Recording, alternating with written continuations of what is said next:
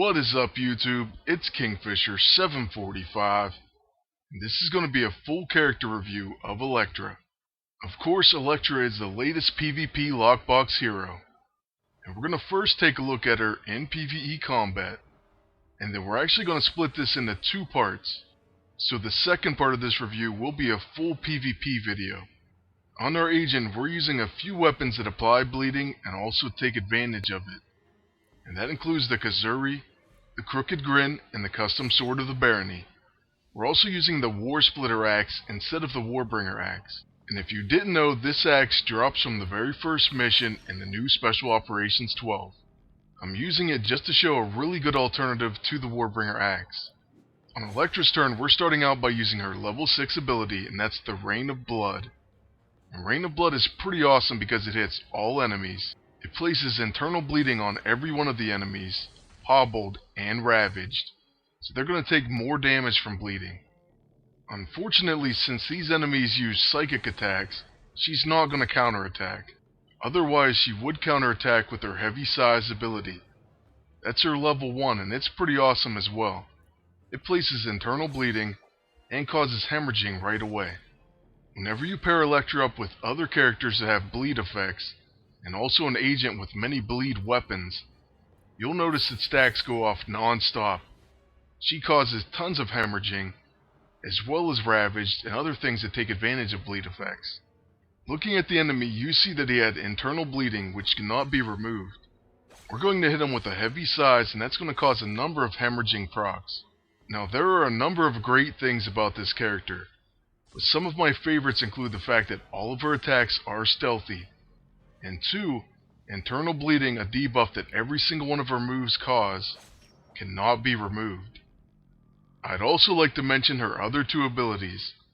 First, her level 2 Ancient Art. It of course applies internal bleeding, and then it also has Wide Open and Flanked. And you know the Flanked can come in quite handy, because that says that single target attacks against his target grant a follow-up attack. And then her level 9 ability, Assassinate. And I really love any ability that has Fatal Blow, and you'll see exactly why when we do PvP matches. But it's also great for PvE, especially against bosses. But we'll take a look at that level 9 Assassinate a little later in this video, and of course in the PvP portion of the review in part 2. In this current matchup, we're trying Elektra out with X-23, and this is in the epic boss battle against Venom, Special Operations 12 Mission 2. When using these 2 together, I really love doing their AoE attacks. So we do Rain of Blood with Elektra, and that puts internal bleeding on all the enemies. Then on X-23's turn, we can use Blades of Rage. That hits all enemies as well and causes bleeding and hemorrhaging attack. But even though I like using these characters together, there is a problem in PvP, and I'll mention that more in the second part of the review. As we move on to the second wave, which contains the boss, I just want to make note that there's something special about Elektra. In my opinion, none of her abilities are bad.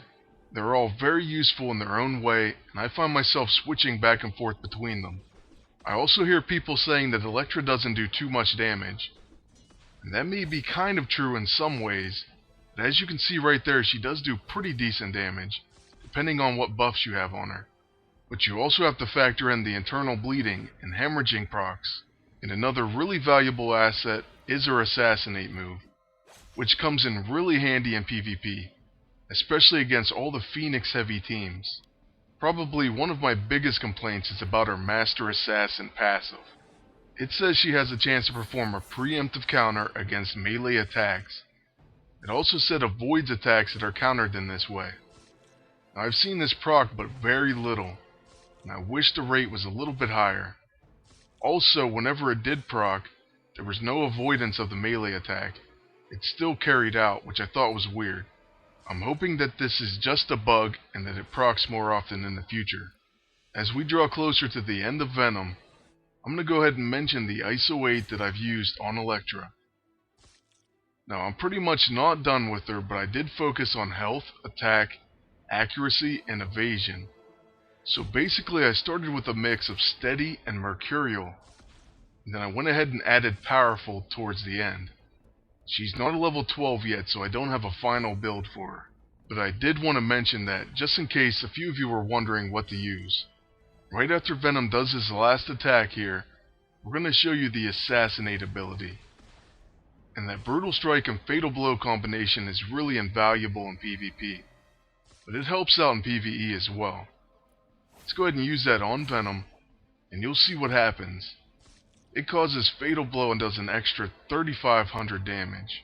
So that's a pretty good hit. And then we're going to finish it off with X-23's big attack. Now for the end of the first part of this video, I want to go ahead and show an Incursion battle. So this isn't exactly a PvP battle, but sometimes these can be even more difficult.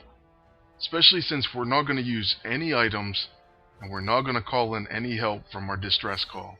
In this battle we are using Wolverine, and that's because Wolverine will go well with the bleed team, and he also has a stealthy stun. This is something that a character like X-23 is lacking. She has no stun whatsoever, and no buff removal. So it's kind of tricky when you're building a team around Elektra, especially if you want to build a bleed team. Right now, check out this Assassinate. It finishes off the Bruiser Agent, and there's no Death and Rebirth proc. So you just take the character out, and then Phoenix doesn't even get the Phoenix Fire. That's one of the best things about the character Elektra right now. There's a few other characters that do this as well, but she is stealthy and will always be stealthy. So basically all you have to do is get your target low in health, and then she will finish them with her Assassinate.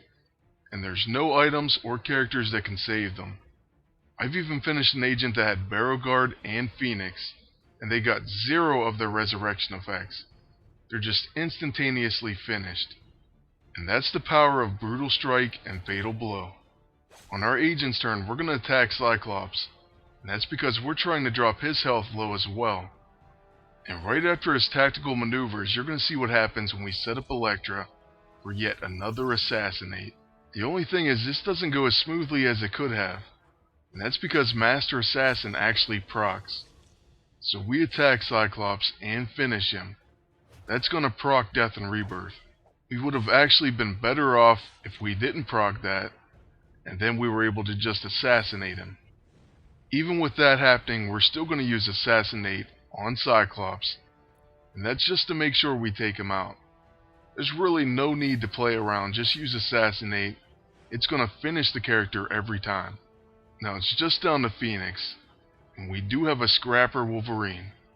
So we're going to use his level 2, and that's going to do quite a bit of damage to her, and then we're going to follow that up with our level 1.